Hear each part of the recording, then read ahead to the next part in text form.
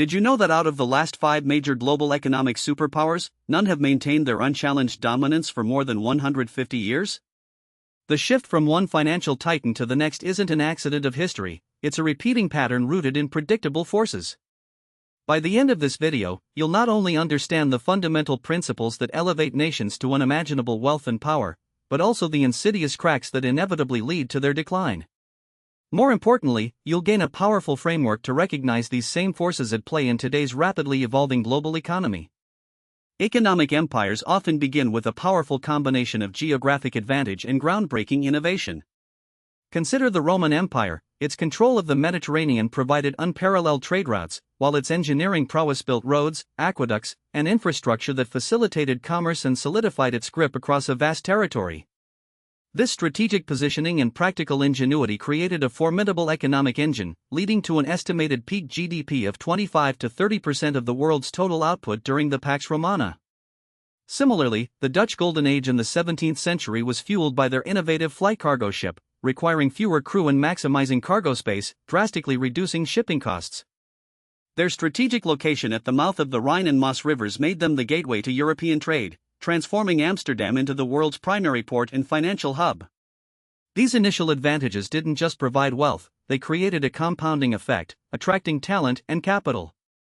But geography and ingenuity alone aren't enough to sustain power indefinitely.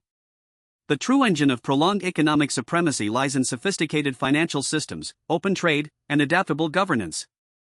The Dutch Republic pioneered the modern stock market with the Amsterdam Exchange in 1602 and the first multinational corporation, the Dutch East India Company, VOC, which at its peak was worth more than Apple, Microsoft, Amazon, Google, and Facebook combined in today's dollars. Their commitment to religious tolerance and rule of law attracted skilled immigrants and capital, fostering an environment of trust and low transaction costs. The British Empire, succeeding the Dutch, refined these principles on a global scale.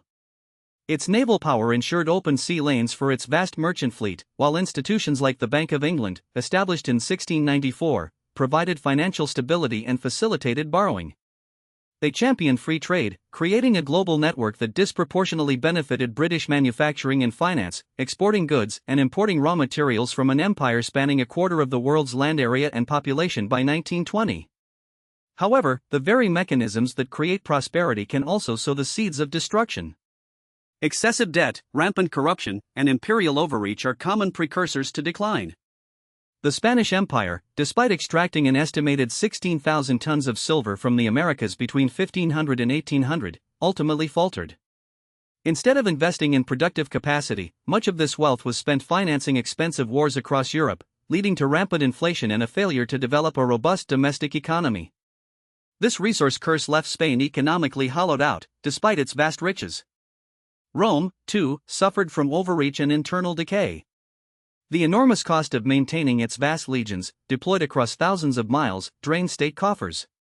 To finance its expenditures, emperors resorted to debasing the currency. The silver content of the denarius, once nearly 98%, plummeted to less than 5% by the 3rd century AD, causing hyperinflation and economic chaos. Political instability, corruption, and an inability to adapt to changing military and economic realities fractured the empire from within, long before external pressures delivered the final blow. But perhaps the most insidious threat to any economic empire isn't external, but an internal shift in thinking, complacency, and a loss of adaptability. The Venetian Republic, a dominant maritime power for centuries, failed to adapt when Atlantic trade routes superseded their Mediterranean strongholds in the 15th and 16th centuries. Their rigid adherence to existing structures and a reluctance to embrace new technologies and trade patterns sealed their fate, allowing burgeoning Atlantic powers to eclipse them. Similarly, the Ottoman Empire, once a bridge between East and West, resisted the Industrial Revolution and clung to traditional economic structures, falling behind technologically and financially. By the 19th century, it was known as the sick man of Europe, unable to compete with the industrialized powers. This pattern reveals that economic power is not a static prize, but a dynamic force demanding constant innovation and a willingness to redefine one's position in a changing world. The grand historical tapestry reveals a powerful truth: no economic empire, regardless of its initial might or apparent invincibility, is too big to fail.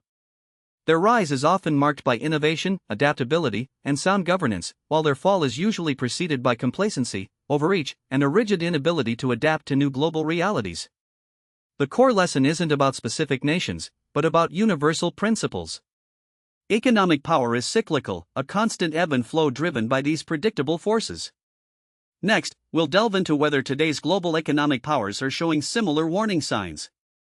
Until then, consider, what fundamental shifts do you believe are shaping the next economic era?